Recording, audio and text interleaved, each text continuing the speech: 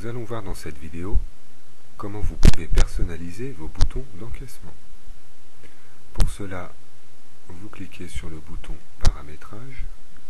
Une nouvelle fenêtre apparaît avec deux nouveaux onglets, dont Général, Couleur et texte et Couleur onglet. Je reviens sur l'onglet Général. Juste sous cet onglet, j'ai deux champs m'indiquant le nombre de colonnes que je possède dans mon écran d'encaissement et à côté un champ m'indiquant le nombre de lignes.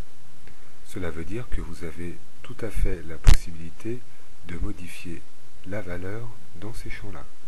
Donc, si vous souhaitez avoir moins de 5 lignes, vous pouvez modifier cela en modifiant la valeur à cet endroit-là. Donc si par exemple ici je tape 4, je clique sur le champ d'à côté et je me retrouve avec 4 lignes dans mon écran d'encaissement. Même chose bien entendu pour les colonnes. Juste en dessous, vous avez la possibilité de modifier la police de vos boutons d'encaissement en cliquant sur la liste déroulante. Juste à côté, vous avez la possibilité aussi de modifier la taille de la police, ainsi que de l'afficher en caractère gras, en italique, en souligné, l'aligner à gauche, la centrer ou l'aligner à droite. Même chose en dessous pour le prix de vente. Nous avons ensuite l'onglet Couleur et texte. Cet onglet va nous permettre de colorer nos boutons d'encaissement. Si par exemple je souhaite colorer le bouton demi-jambe maillot, je clique une fois dessus, je sélectionne ensuite la couleur désirée. Donc là pour l'exemple, nous allons prendre un cyan pastel. Je clique une fois dessus et mon bouton demi-jambe maillot s'affiche bien en cyan pastel.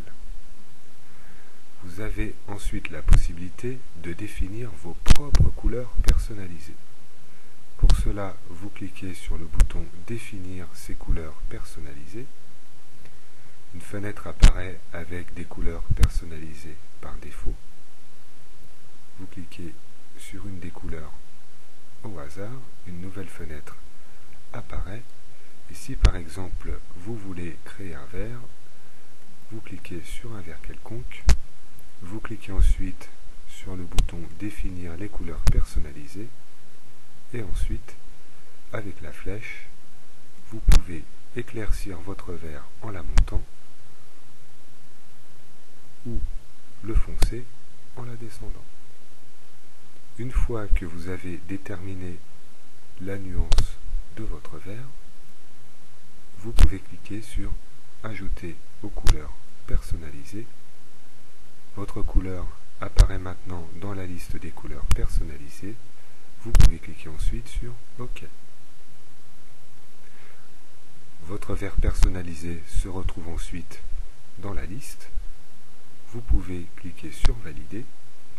Et si par exemple ce vert personnalisé, vous voulez l'adapter au bouton Cure détente, vous cliquez une fois sur le bouton Cure détente. Vous cliquez ensuite sur cette icône et vous retrouvez ici votre vert personnalisé. Vous cliquez une fois dessus, vous cliquez ensuite sur OK et votre bouton Cure détente se retrouve bien coloré dans la couleur souhaitée. Vous avez aussi la possibilité de modifier l'emplacement de la police sur votre bouton d'encaissement. C'est-à-dire que par exemple sur le bouton demi-jambe maillot, si je souhaite afficher maillot sous demi-jambe, dans la ligne juste au-dessus, je clique entre demi-jambe et maillot. J'ai donc le curseur de ma souris qui clignote. Vous pouvez appuyer ensuite sur la touche étoile de votre clavier qui se situe en général au-dessus du pavé numérique.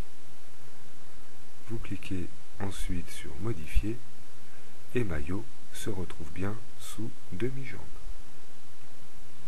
Maintenant, nous allons pouvoir constater ce que cela donne dans l'écran de caisse réel. Je ferme donc la fenêtre et je retourne dans la caisse.